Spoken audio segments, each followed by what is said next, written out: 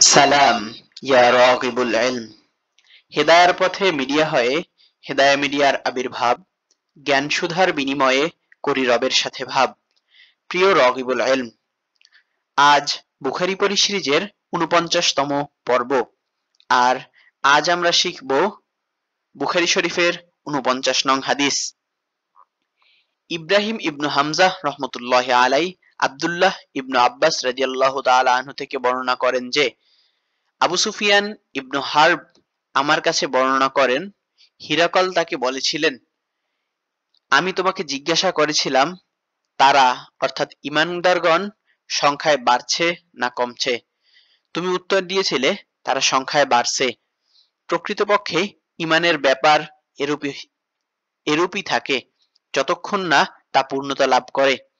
আর আমি তোমাকে জিজ্ঞাসা করেছিলাম, কেউ তার দ্বীন গ্রহণ করার পর তা অপছন্দ করে মুরতাদ হয়ে যায় কিনা? তুমি জবাব দিয়েছ, না। প্রকৃত ঈমান এরূপই। ঈমানের স্বাদ অন্তরের সাথে মিশে গেলে কেউ তা অপছন্দ করে না।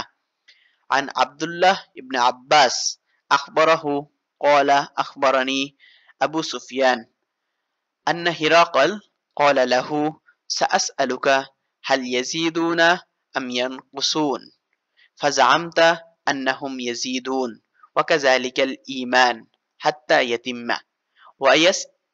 وسألتك هل يرتد أحد سخطة لدينه بعد أن يدخل فيه فزعمت أن لا وكذلك الإيمان حين يخالط بشاشته القلوب লা ইয়াসখতুহু আহাদুন।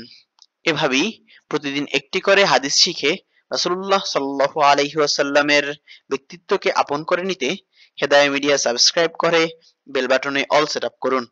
আর ফেসবুকে ফলো করুন, যাতে রাসূলুল্লাহ সাল্লাল্লাহু আলাইহি ওয়াসাল্লামের কথাগুলো আপনার কাছে পৌঁছে যায় সবার আগে। সদকায়ে জারিয়ার মর্তবা অর্জনে লাইক, কমেন্ট, শেয়ার করে পাশেই থাকুন। আসসালামু আলাইকুম ওয়া রাহমাতুল্লাহি ওয়া বারাকাতুহু।